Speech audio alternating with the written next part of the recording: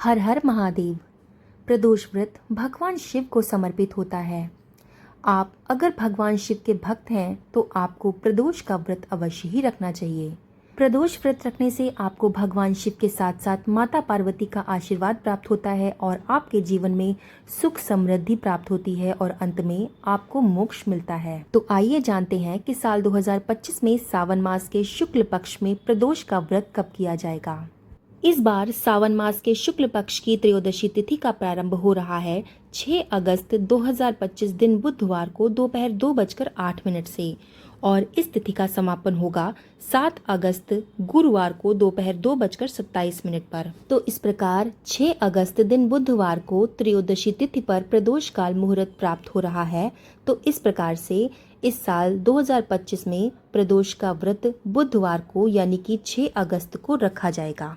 इस दिन पूजा का शुभ मुहूर्त रहेगा शाम को 7:08 से लेकर 9:16 तक, जिसकी कुल अवधि 2 घंटे 8 मिनट की रहेगी। इस दिन सूर्योदय होगा सुबह 6:03 पर और सूर्यास्त होगा शाम को 7:01 पर। ब्रह्म मुहूर्त सुबह 4:27 से लेकर 5:15 तक रहने वाला है और अमृत काल मुहूर्त सुबह 6:14 से लेकर सुबह 7:57 तक रहेगा। इस दिन सुबह 7:17 तक वैधृति योग लगेगा। उसके बाद विषकुंभ योग शुरू हो जाएगा।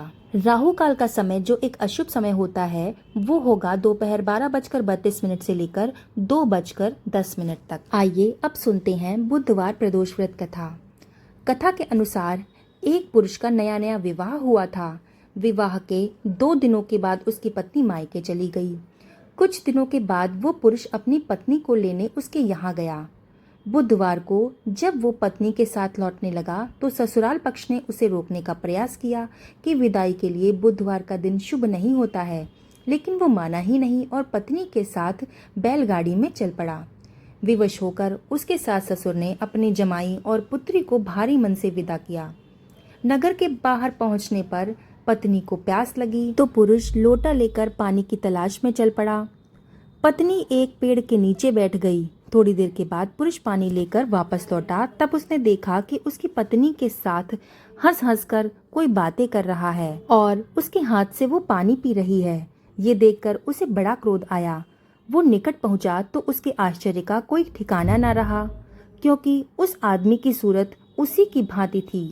पत्नी भी सोच में पड़ गई कि दोनों पुरुष झगड़ने लगे। धीरे धीरे वहां काफी भीड़ एकत्रित हो गई और सिपाही भी आ गए।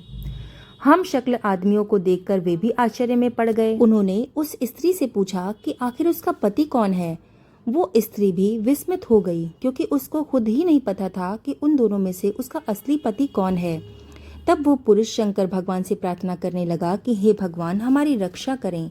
हमसे बड़ी भूल हो गई कि मैंने अपनी सास ससुर की बात नहीं मानी और बुधवार को अपनी पत्नी को विदा कर लिया।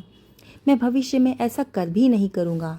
जैसे ही उसकी प्रार्थना पूरी हुई, दूसरा पुरुष अंतर्ध्यान हो गया।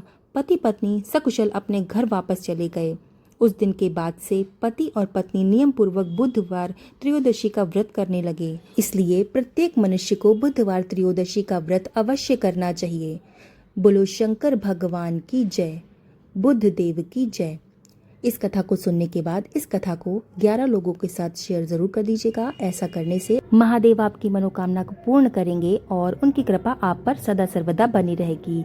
और कथा सुनने के बाद कमेंट में हर हर महादेव लिखना ना भूलिएगा और कथा को लाइक करके चैनल को सब्सक्राइब कर दीजिएगा। तो मिलते हैं ऐसी ही सुंदर कथा के साथ, तब तक के लिए धन्यवाद।